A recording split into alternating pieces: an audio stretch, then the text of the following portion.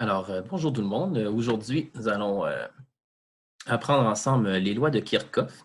Je suis présentement sur le site Allo Prof. Vous pouvez facilement retrouver là les notes de cours que je présente présentement à l'écran. À quoi servent les lois de Kirchhoff? Dans le fond, dans un circuit électrique, celles-ci nous permettent de prévoir, de calculer l'intensité du courant, la différence de potentiel et je vais aussi parler des résistances équivalentes là aujourd'hui dans cette même capsule. Pour les lois de Kirchhoff, il existe deux lois, c'est-à-dire la première, la loi des nœuds, et par la suite, la loi des boucles. Donc, on va commencer par la première, la loi des nœuds. Premièrement, qu'est-ce qu'un nœud? Un nœud, on le voit ici sur l'image, c'est un point où deux ou plusieurs fils se retrouvent liés. Et on va voir la relation qui existe lorsque le courant arrive à un nœud et qui doit se séparer par la suite. Premièrement, si on débute dans un circuit en série, étant donné que dans un circuit en série, il n'y a pas de nœud, le circuit en série ne présente qu'un seul chemin. L'intensité du courant sera donc la même partout dans un circuit en série. Donc, on peut voir ici la première formule pour un circuit en série où le courant total ou bien le courant de la source, IT ou IS, sera donc égal à I1, I2 et I3, peu importe le nombre de composantes, c'est-à-dire de résistance ou d'ampoules qui se retrouveraient dans notre circuit. Cette loi est plus utile dans un circuit en parallèle, puisqu'on sait que dans un circuit en parallèle, il y a plusieurs boucles, plusieurs chemins que le courant peut prendre. Alors, à ce moment-là, lorsque le courant, par exemple ici, le courant I1 se retrouve à un nœud, le courant a donc plusieurs choix, plusieurs chemins qu'il peut emprunter, et celui-ci devra donc se diviser parmi les différents chemins proposés par les fils électriques. Pour déterminer le courant I1 ou le courant, supposons, il représente par exemple le courant de la source, il faudrait additionner le courant ici I2, I3 et I4, et c'est l'addition de ces trois, la somme de ces trois courants, intensité de courant, nous donnerait l'intensité du fil I1 ici en bleu.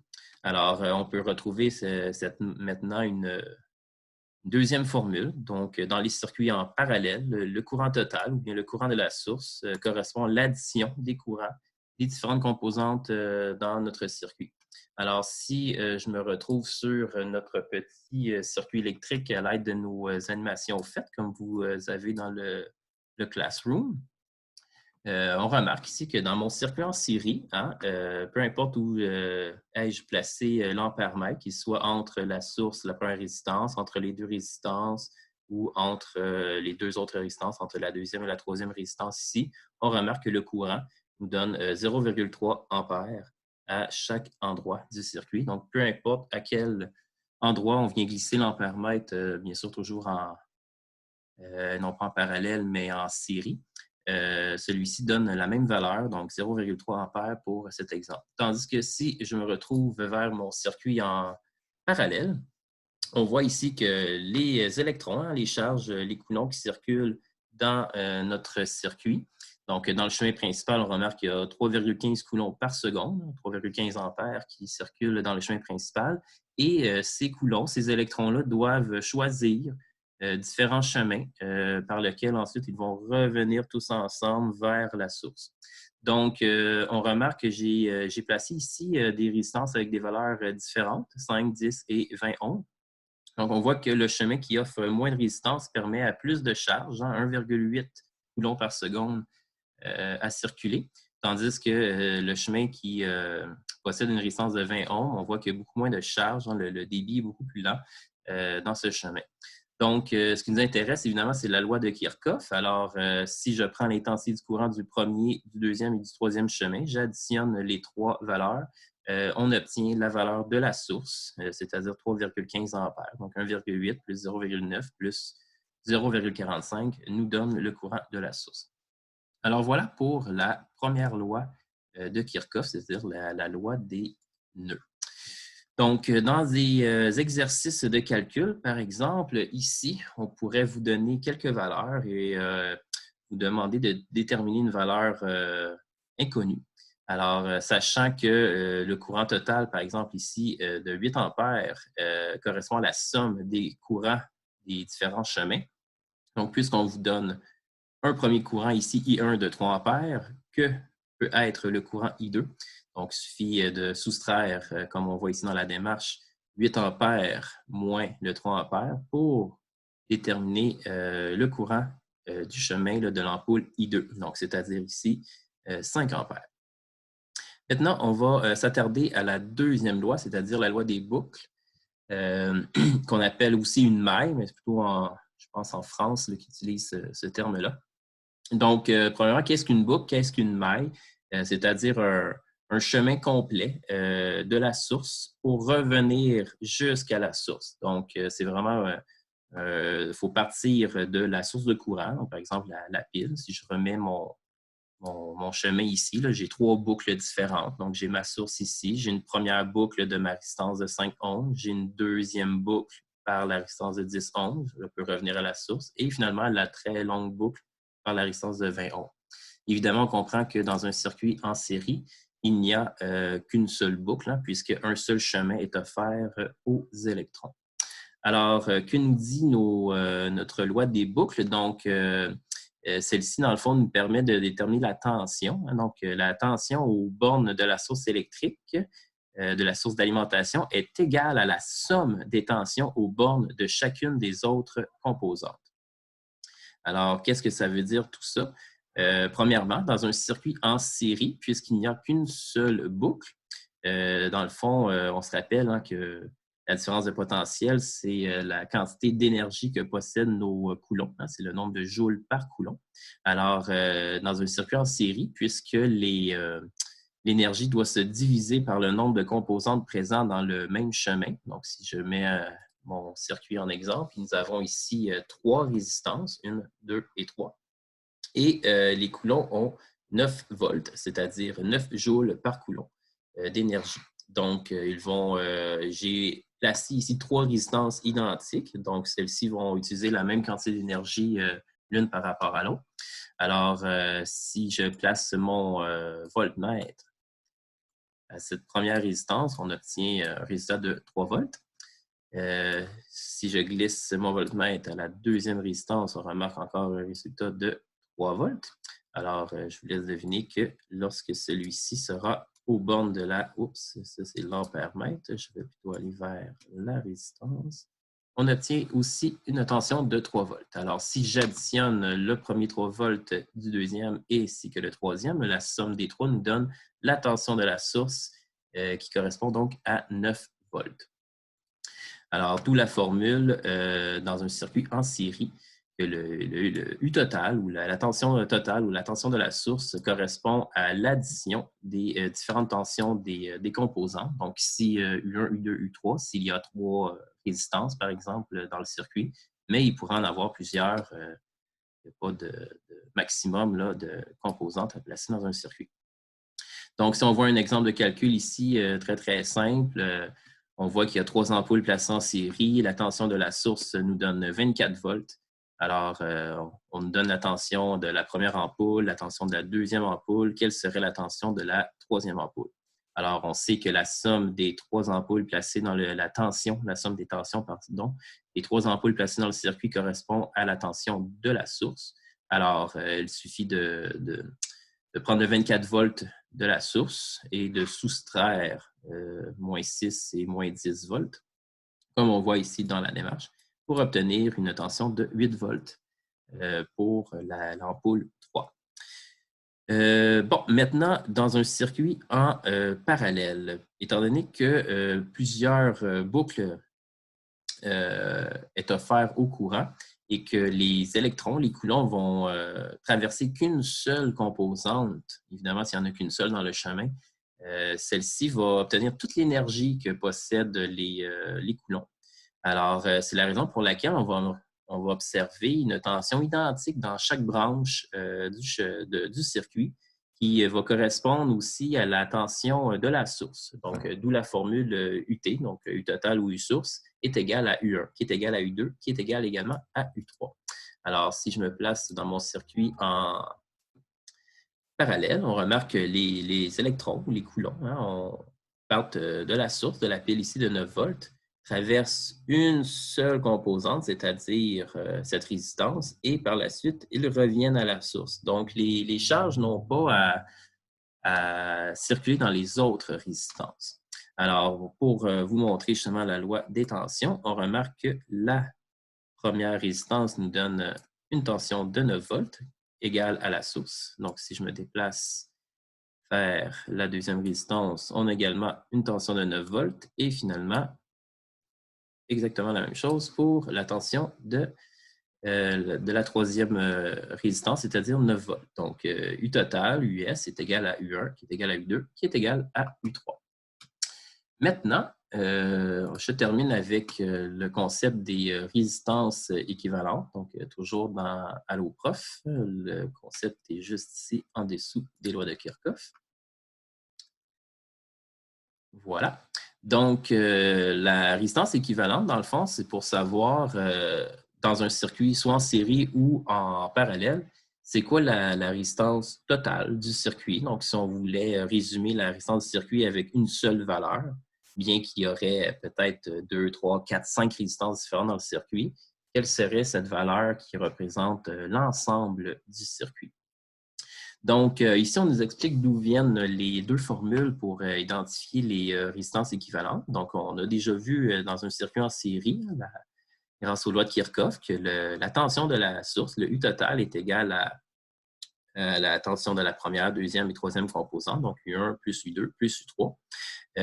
On sait par la loi d'Ohm, hein, donc nous avons vu le tout à l'école, que U est égal à R fois I. Donc, on peut remplacer tout simplement les U par RI dans notre formule.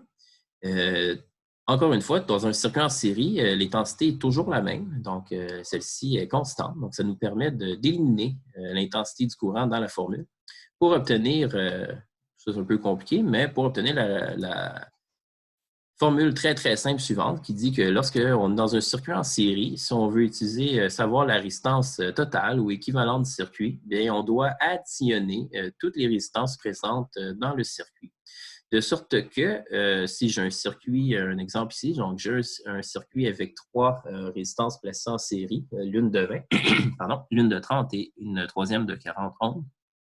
Alors, pour trouver la résistance totale du circuit, résistance équivalente, je dois donc additionner tout simplement les 3 valeurs pour me donner ici un résultat de 90 ohms. Donc, si je me reporte dans mon circuit, quelle serait ici la résistance équivalente? Malheureusement, l'animation ne nous permet pas de placer de ohm-mètre, mais évidemment, je peux quand même y arriver en additionnant tout simplement mes 3 résistances. Donc, 10 ohms plus 10 ohms et plus 10 ohms donnerait ici une résistance totale équivalente de 30 ohms pour notre premier exemple ici. Maintenant, évidemment, dans les exercices, on pourrait placer une résistance dans le circuit inconnu. Et là, c'est à partir de la résistance équivalente, il faut soustraire les valeurs des autres résistances pour trouver la résistance inconnue. Donc, dans ce cas-ci, on soustrait 400 ohms moins les 3 valeurs 80, 120 et 60 pour identifier 140 ohms. Maintenant, dans un circuit en parallèle, la relation est un peu plus compliquée puisqu'on va travailler avec l'inverse de la résistance. Donc, étant donné qu'un peu comme tantôt, on part d'une relation dans les circuits parallèles des lois de Kirchhoff, donc le courant de la source correspond à l'addition des courants des différents chemins. Donc, on se rappelle hein, ici, le 3,15 ampères et l'addition du 1,8, 0,9 et du 0,45 ampères. Alors, un peu comme tantôt, par substitution, grâce à la loi d'Ohm, on sait que I est égal à U sur R. Donc, on peut changer tous les I dans notre équation par les U sur R. Donc, c'est une équivalence mathématique. Comme tout à l'heure, la tension est toujours identique. Donc, tous les U sont identiques dans un circuit en parallèle. On se rappelle, dans mon animation, ça donnait 9 volts dans chaque chemin. Alors, on peut éliminer les tensions de notre formule pour obtenir la formule suivante. Alors, 1 sur R équivalent, on pourrait dire l'inverse de la résistance équivalente est égal à l'addition de l'inverse de la première de résistance plus l'inverse de la deuxième résistance et l'inverse de la troisième résistance. D'où, on peut simplement dire 1 sur R équivalent est égal à 1 sur R1 plus 1 sur R2 plus 1 sur R3. Alors, à l'aide de cette formule, on peut déduire les résistances équivalentes dans un circuit en parallèle. Et sachez qu'un circuit en parallèle permet de réduire beaucoup la résistance équivalente, de sorte que celle-ci sera toujours plus petite que la plus petite valeur du circuit. Donc, par exemple, dans cet exemple ici qu'on voit à l'écran, ma réponse doit obligatoirement être inférieure à 20 ohms, qui est la plus petite résistance placée dans mon circuit. Donc, comment on peut résoudre ce genre d'équation? Évidemment, ben, on joue avec des fractions. Alors, ça nous remet un peu en mathématiques. Ici, on va additionner des fractions. Alors, notre résistance équivalente ici, dans un circuit en parallèle, correspond à l'addition de 1 sur R1 plus 1 sur R2 plus 1 sur R3. Donc là, on vient remplacer nos valeurs de R par nos valeurs numériques en ohms, comme on voit ici dans l'exemple. 1 sur 60, 1 sur 30 et 1 sur 20. Alors, le truc, dans le fond, c'est de trouver un dénominateur commun parmi nos trois fractions, nos trois résistances inverses ici. Alors, 60, 30 et 20, on peut facilement trouver le dénominateur commun, qui est 60. Alors, on voit que pour le 30 ohms, ça donne 2 sur 60. Le 20 ohms, ça donne 3 sur 60. Donc, lorsqu'on additionne 1 plus 2 plus 3, ça nous donne 6 sur 60. Donc, ceci n'est pas la réponse puisqu'il s'agit de l'inverse de la résistance. Ça donne 1 sur résistance équivalente. Donc, on doit inverser les deux fractions. Alors, la résistance équivalente, comment elle correspond à 10 ohms? Dans le fond, c'est la division de 60 ohms par 6. Donc, on doit bien sûr inverser la fraction pour obtenir notre réponse finale. Donc, voilà pour la résistance équivalente. On peut faire également un deuxième exemple. Donc, ici, la résistance est connue. Ce n'est pas la résistance équivalente, mais bel et bien une des résistances du circuit, donc la résistance R1. Mais le principe est toujours pareil. Alors, ici, dans le fond, R1, on doit venir isoler R1 dans notre formule. Donc, il correspond à la soustraction de la résistance équivalente moins la résistance 2, évidemment, toujours leur inverse. Donc, 1 sur résistance équivalente moins 1 sur R2 est égal à 1 sur R1. Donc, encore une fois, pour faire la soustraction et l'addition, on doit absolument obtenir un dénominateur commun avec nos deux fractions. Donc, ici, ils ont l'air d'avoir identifié 1500 comme dénominateur commun entre 150 et 250. Donc, en faisant la soustraction, on arrive à 4 sur 1500. Encore une fois, c'est important d'inverser la fraction pour trouver la valeur réelle de la résistance. Donc, 1500 divisé par 4 nous donnera 375. Alors, vous retrouvez également une autre vidéo qui va vous expliquer vraiment étape par étape pour résoudre les calculs à l'aide des lois de Kirchhoff ainsi que la loi d'Ohm. Puis, la section des notes de cours à compléter dans votre cahier. Alors, je vous remercie beaucoup et bonne fin de journée.